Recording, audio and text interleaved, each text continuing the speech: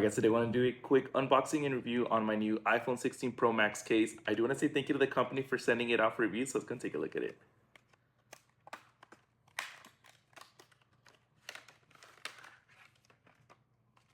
Alright, check it out. Very nice. Let's go ahead and actually put it on the phone.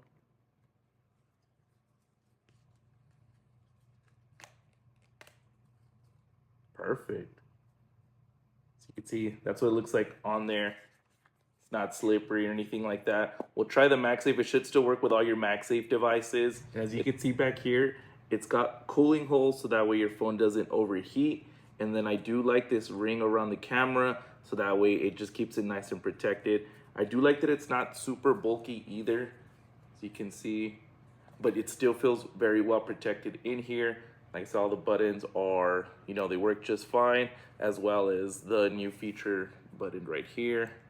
Just push that, and there it is. It does have like a non-slip design, and it also does have a never fade design, so it'll keep staying looking exactly how you see it here. And then if we did want to try out the MagSafe, we'll go ahead and actually hook it onto here. There you go. As you can see, you can still use all of your MagSafe accessories with this case, so I did like that.